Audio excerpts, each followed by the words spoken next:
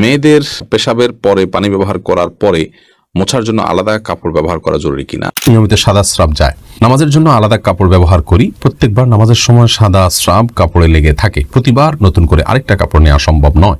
এক্ষেত্রে করণীয় কি? বিতরের নামাজ কি সূরা দিয়ে পড়তে হয়? আজানের সময় কিছু খেলে গুনাহ হবে কিনা? স্বামী আর স্ত্রী যে বিছানায় ঘুমায় সে বিছানায় বসে কি নামাজ পড়া যাবে? নতুন কোনো কাপড় পরে না ধুয়ে নামাজ পড়ে নামাজের কোনো ক্ষতি হবে কিনা? নামাজের সিজদা অবস্থায় যদি পা উঠে যায় তাহলে নামাজের কোনো সমস্যা হবে কিনা?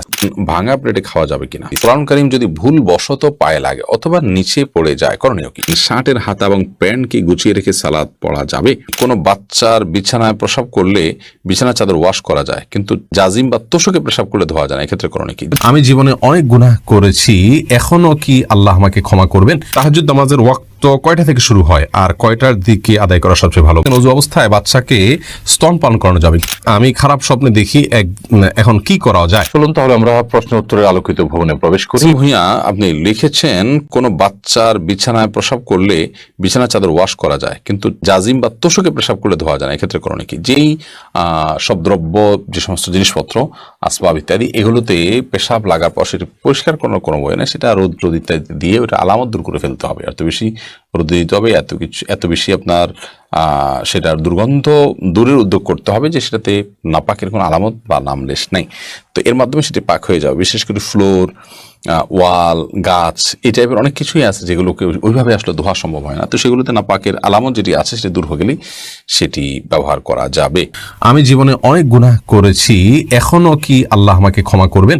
অবশ্যই আল্লাহ রাব্বুল আলামিন ক্ষমা করবেন। আল্লাহ বলেছেন যে তুবু আইয়ুহাল মুমিনুন, হে বান্দারা তোমরা সবাই আল্লাহর কাছে তওবা করো। ইন্নাল্লাহা ইয়াগফিরুয যুনুবা জামিআ, আল্লাহ তাআলা সমস্ত অপরাধ মাফ করবেন যদি মানুষ তওবা করে। তওবা কি? আমি গুনাহ থেকে সরে আসলাম, লজ্জিত হলাম, নিজের কর্মের কাণ্ডের জন্য চরমভাবে লজ্জিত হলাম, আল্লাহর কাছে ক্ষমা চাইলাম এবং ভবিষ্যতে আর করব না এ মর্মে প্রচন্ড রকমের সংকল্প করলাম। এটার নাম তওবা। ফিরে আসা, ছেড়ে আসা, এটা করলে আল্লাহ রাব্বুল আলামিন আমাদেরকে মাফ করবেন বলে ওয়াদা রয়েছে। বিধায় আপনি নিরাশ হবেন না, আল্লাহ তাআলা সমস্ত অপরাধী মাফ করবেন যদি আপনি তওবা করেন। সৈয়দ আব্দুল্লাহ আপনি লিখেছেন শার্টের হাতা এবং প্যান্ট কি গুছিয়ে রেখে সালাত পড়া যাবে?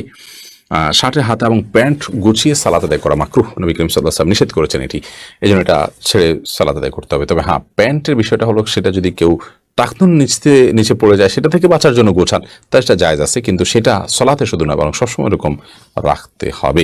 এইচ.এম. হাসান লিখেছেন দুই হাতের উপর সিজদা করলে সিজদা আদায় হবে কিনা? সিজদা করবেন আপনি জমিনে, হাতের উপরে সিজদা করবেন না। যদি কোনো কারণে হাতের উপরে কেউ সিজদা করেন, হয়তো জমিন তার জন্য উপযোগী না বা জমিনে করার কোনো ব্যবস্থা নেই, আদায় হয়ে যাবে তার সালাত।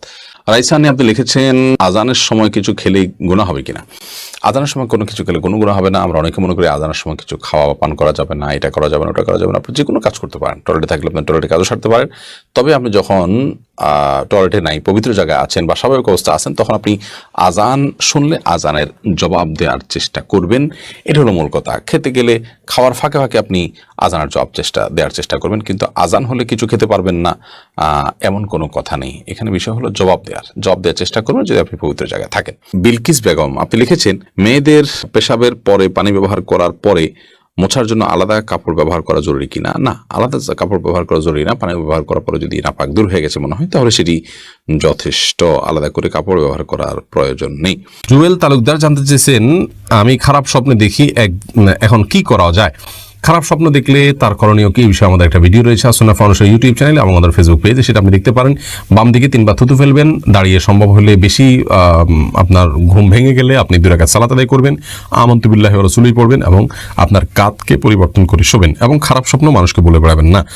নাইমুল হাসান জানতে চেয়েছেন বাথরুমের কোনো পর্দা বা দেয়াল না থাকায় বিসমিল্লাহ বলে ওযু করা যাবে কিনা? যদি পর্দা বা দেয়াল না থাকে এবং কমোডের পাশে আপনি টেপ থাকে, সেখানে আপনি ওযু করবেন না, বিসমিল্লাহ বলে ওযু করবেন। বিসমিল্লাহ বলা তো ফরজ ওয়াজিব নয়, অতএব বিসমিল্লাহ ছাড়া ওযু করবেন। আর বাহির থেকে বিসমিল্লাহ বলে যদি ভিতরে ঢুকে ওযু করেন তাহলে সেটাও করতে পারেন, অথবা বাহির থেকে বিসমিল্লাহ বলে বেসিন বা অন্য কোথাও হাতটা ধুয়ে কুলি করে কথার কথা বাকি কাজগুলো আপনি ভেতরে গিয়ে পড়েন, সেখানে আল্লাহর নাম নিলেন না, সেটা উচিত। আল্লাহর নাম নেওয়া সেখানে অনুচিত কাজ। কিন্তু যদি কেউ আল্লাহর নাম নিয়ে ওযু করে ফেলে কোনো বড় গুনাহ হবে না, বা আল্লাহর নাম নেওয়া ছাড়া ওযু করলে তাতে ওযু হয়ে যাবে। বিষয়টাকে অনেকে ভুল বুঝেন। এখানে আল্লাহর নাম ভিতরে যাতে না নেওয়া হয় সেটা হলো মুখ্য। কিন্তু কোনো কারণে আপনার আল্লাহর নাম নিলে যে বড় গুনাহ হয়ে যাবে, গুনাহ হবে কিন্তু তাতে কবিরা গুনাহ হয়ে যাবে এরকম না, আবার আল্লাহর নাম না নিলে যে ওযু হবে না এমন এমনও না। উচিত হলো এরকম জায়গায় ওযু না করে বাহিরের থেকে ওযু করে যাওয়া বা হাত মুখ ধুয়ে ভেতরে গিয়ে শুধু পাওয়াটা ধোয়া, যদি বাইরে সে ব্যবস্থা থাকে। আর না থাকলে ভিতরেই করবেন, বিসমিল্লাহ মনে মনে বলবেন, কোনো অসুবিধা নেই। SA আলামিন জানতে চেয়েছেন, স্বামী আর স্ত্রী যে বিছানায় ঘুমায় সে বিছানায় বসে কি নামাজ পড়া যাবে?